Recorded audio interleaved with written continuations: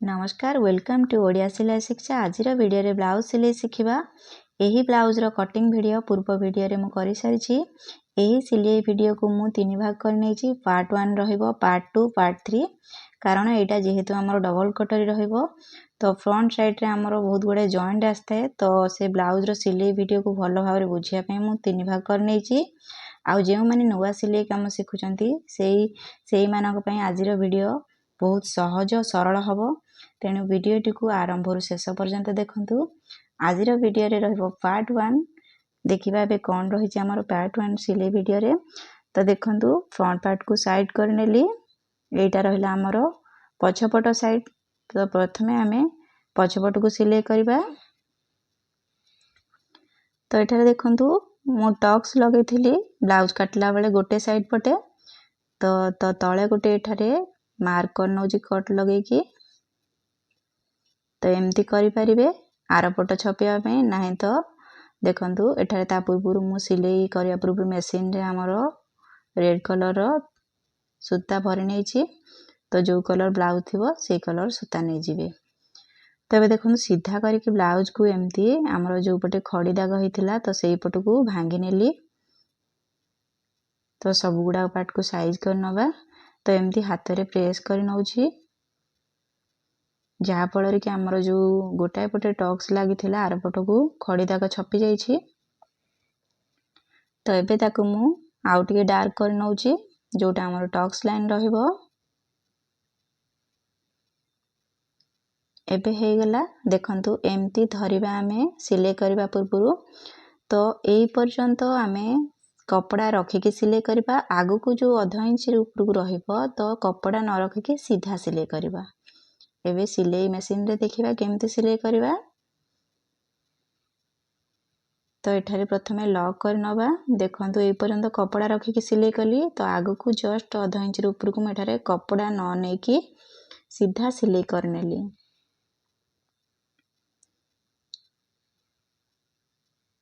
तो एई भली सिलाई करिवे।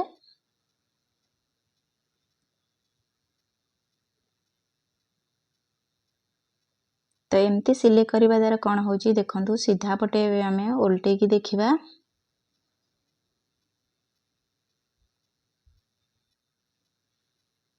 तो एठारे देखंतु टिके प्रेस करने हाथ रे। तो एठारे देखंतु कोनोसी हमर जो टक स्लिप रे फुलान आस्ताए, तो से फुलान आसीबनी। तो एटा गोटे भूल होई थाए आमे नुवा जेतळे सिलाई काम सिखिथाउ।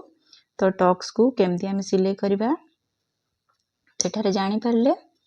तो आर पट टक्स आमे प्रथम करी जहा सिलाई करथिले सेई भली सिलाई करबा।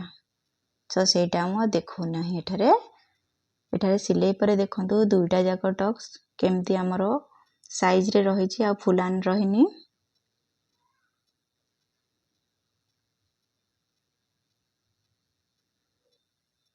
एबे आमे पछपटडी को साइड करबा।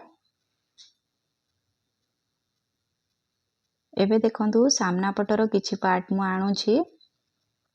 तो एटा हमरो एस पटी कहि थाउ। एटा हमर रहला फर्स्ट पप, सेकंड पप। एटा बेल्ट रहला। एटा हमर स्लीव रहला। स्लीव को एबे साइड करबा। देखंतु प्रथमे एमती जोडी की रखिबा। तो एटा हमर डबल कट रो फ्रंट साइड रहला। स्टिच परे ए भलिया रहि थाए। तो एबे को पार्ट को फर्स्ट स्टिच करबा। तो प्रथमे हमें पप दुईटा को जॉइंट करबा। तो देखंतु एठारे ता पूर्वरु हमें मार्किंग करबा हमरो हुक साइड को ऊपटे रहिबो।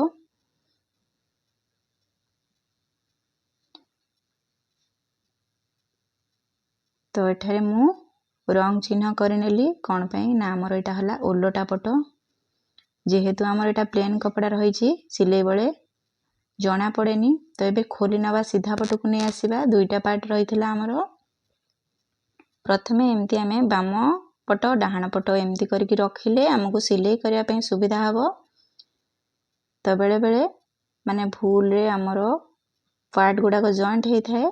तो सेति पई एमती करले हमर आउ से भूल हबो नाही। तो एबे देखंतु एई भली भाबरे हमें सीधा पट को रखिबा दुईटा पट। सेमती सेकेंड पफ फास्ट पफ को ये भाव में आम रखा सीधा पटे रखिले आम ओलटा पटे स्टिच करवा।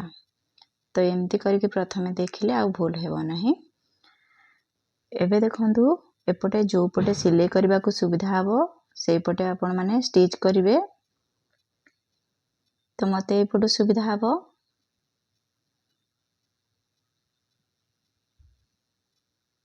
देखंतु एठारे साइज करी मु पिन मार नउची। तो एठारे मु देखंतु प्रथमे एस पटे जो पटे जॉइंट हबो से पटू सिलाई लगेबी।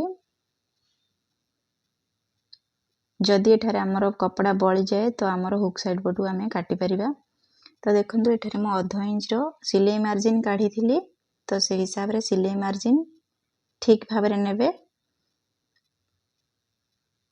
तो एठारे धीरे धीरे सिलाई करी आनिबे जो शेप रे रही छी गोली शेप रे। तो एठारे कोनोसी पार्ट को टाणीबे नहीं जेहेतु हमर गोली शेप रही छी। तो टाणीले हमर कपड़ा स्ट्रेच हबो। तो सिलाई रे कौन हबो ना कपड़ा छोट बड़ हबो। तो ये भले देखो तापरे डबल स्टिच पके नेली।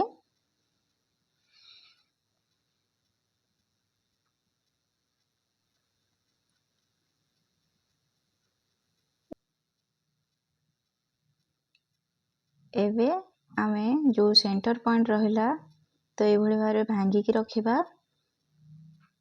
आउ सब गुडा पार्ट असमान रही पारे तो से गुडा को मैटर करिवनी। तो सेटा हमर मेन पॉइंट। तो देखंतु एबे आमे टक्स लाइन जति की काढी थिले से हिसाब रे एठारे मार्किंग करि नबा। तो ऊपर 1/2 इंच पाखा पाखी छाड़ी देली। तळे आमे 1/2 इंच रो 2 सुत नै की एठारे चौड़ा रे टक्स बाहर कर नबा।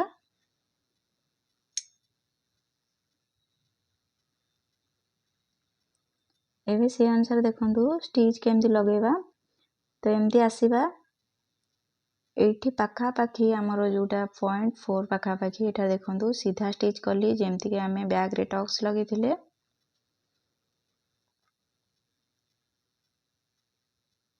तो एबे स्टिच हे गला। तो एमती स्टिच सिलाई कले देखंतु हमरो जोटा परफेक्ट पफ हमरो तयारी हे कि रहइबो।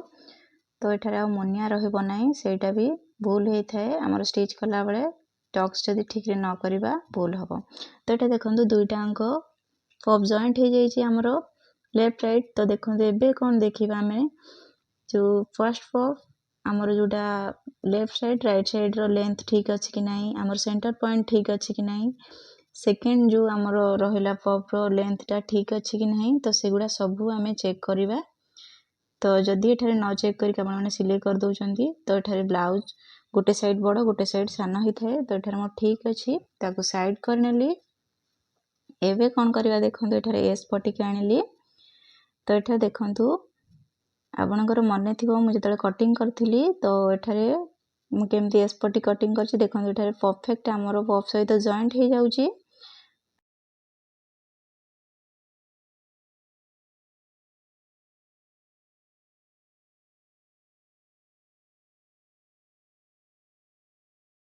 तो एबे स्टिच करिया पूर्व एठारे एस पट्टी के प्रथमे आमे उल्टा पटे मार्किंग करनबा सीधा पट को प्रथमे आनिबा। तो एठारे टे जॉइंट रही जाई छी हमरो कांध पाखरे तो ताकू कट करनेली। तो देखंतु आमे सामना पटे केमती रहिबो तो सेई शेप रे प्रथमे रखि नबा तापरे आमे सिलाई कले हमरो जॉइंट पार्ट गुडा को सठिक भाव रे जॉइंट हे कि रहिबो एका थरके रे परफेक्ट सिलाई हबो। तो एई भली भाव रे देखंतु ओलटे की रखिली हमरो सीधा पट को सीधा पटे जॉइंट करि नेबे जेठार की मु एमती करूची एई भली भाव रे। तो एटा हमरो सीधा पट रहिला। तो एई भली भाव रे आमे एस पट्टी को रखिबा पफ सहित जॉइंट करके। तो स्टिच करबा पूर्व एठारे गोटे बहुत बड़ आ गोटे पॉइंट रहइबो देखंतु सिलाई करबा पूर्व एमती जोड़ी की देखिबे हमरो जो बेकर गोले शेप ठीक भाव रे पडुची कि नाही एइटा भी गोटे भूल हे थाए सिलाई कर दो हेले आगो पछ हो जाए।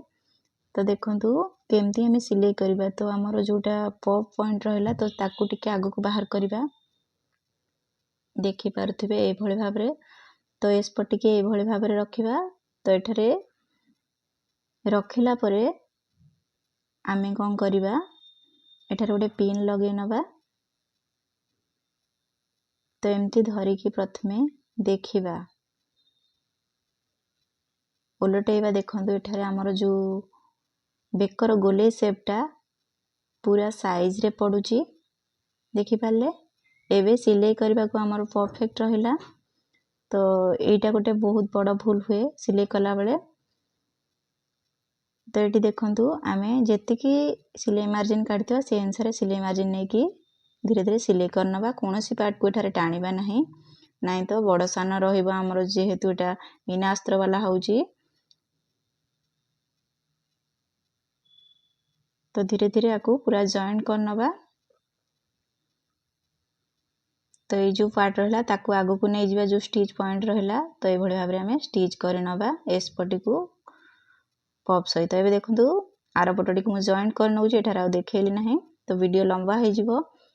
तबे देखि पारले हमर एस पटी परफेक्ट भाबरे पॉप सहित जोड़ी हे। जदि एठारे आपण मानकर टिके बळी जाउची तो काटि नेबे, तो बळीबनी आपण माने जदि टाइम टुणी सिलाई करिवे तो एस पटी एठारे लंबा होई जिवो। तो सेही हिसाब रे ध्यान रखि के सिलाई करिवे।